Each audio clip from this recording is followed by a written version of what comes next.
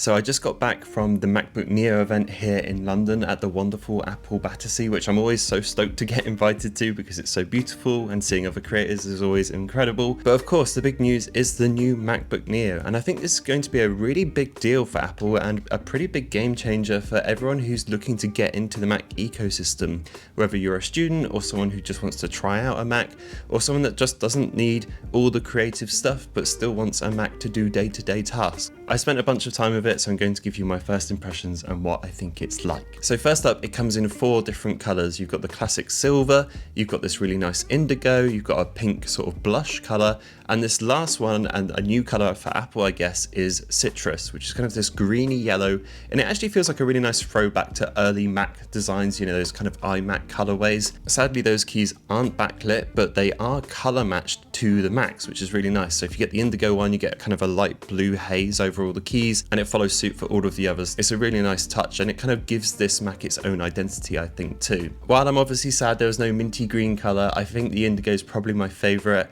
and I wasn't actually that huge on the citrus, but I think a lot of people are going to really like it. There's 2 models of this MacBook. One is 256 gigabytes with 8 gigabytes of RAM, and the other is 512 gigabytes with 8 gigabytes of RAM.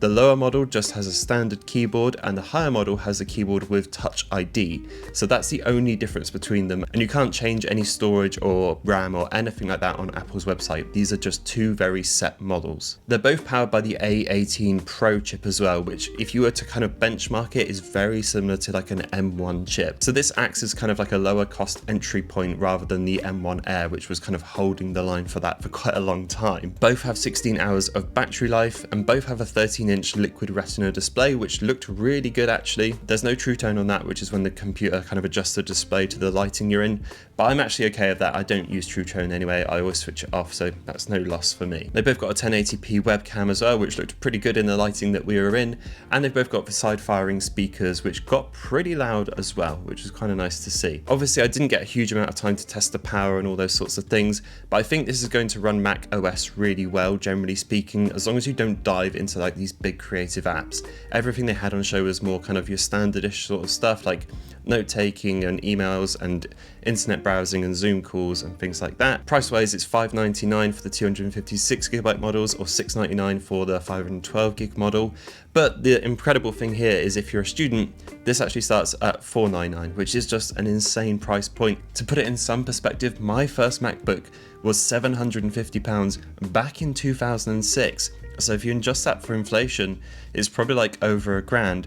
And now this new MacBook, which is cheaper than that, is now infinitely better as well, with like 8 times more RAM than mine had, and you know, infinitely more power with Apple Silicon. And I would have definitely killed for something this good when I was a student. What I want to talk about next though is how these things actually felt, because when you hear things like budget or, you know, the entry level MacBook, you always think, okay, well, it's going to be made out of plastic, or it's going to be, you know, no good screen or something like that. But these genuinely just felt like another really high quality Apple product. It's a full metal build. There's no flex in the keyboard. The screen is absolutely stunning for this price point. The viewing angles and everything on it are absolutely excellent. And it gets nice and bright up to 500 nits as well. So it's more than acceptable for indoors and perfectly good outdoors. But overall, they just had this really solid build and feel to them. And it feels like the sort of thing you can just throw into your backpack, not worry too much about. You don't need a case or anything like that, and you can just go for it. Start using these MacBooks, let them get scratched and scuffed up, and they'll just keep on going. The speakers on either side were loud as well, which was nice to see. That's always an area where you think budget, the speakers aren't going to be great, but they seem pretty decent too. The only place where I think you could vaguely tell whether this was like a more kind of entry-level MacBook is with the trackpad. While it's still fantastic, it's the same Apple trackpad we're all used to, and they're, you know, best in class. It clicks down, so it's the old springboard design, so it's not a haptic one anymore, and it's a little bit smaller than what I'm used to on the MacBook Air and the MacBook Pro. Other than that, this matches up to the build quality of the MacBook Air and Pro, and that's so good to see at this price point.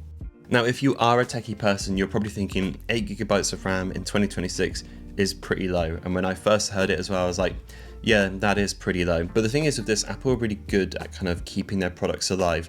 You may well be stuck with 8 GB of RAM, but so are they. And they're going to make sure this is going to last for at least 5 or 6 or 7 or however long years. So macOS is going to have to run on it. So I'm not too worried, especially where this is positioned at. You know, we're not here for creative apps and for big video editing and for doing anything like that. Although I'm fairly certain it'll be able to handle that okay.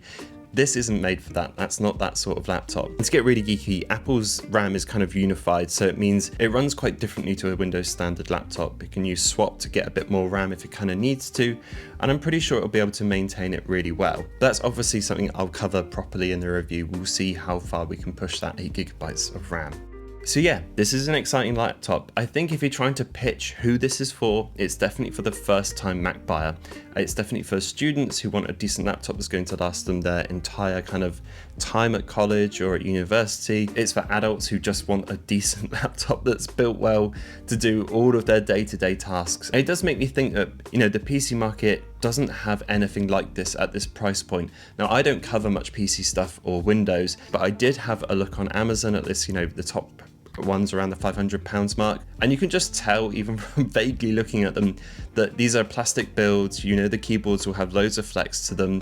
It might have more ports, and there might be times where it's got a bigger screen or maybe a bit more RAM, but you are stuck with Windows as well. You know, whether that's important to you or not, it means that those machines, I guarantee, will last nowhere near as long, and they definitely won't be built as nice. So while I don't cover them and I'm not going to pretend I know all about it, I do think the PC market has a lot to live up to with this new MacBook, and I wouldn't be surprised if we saw some people try and jump back in at this price point and to offer something really good, because this Mac at the moment seems really hard to beat.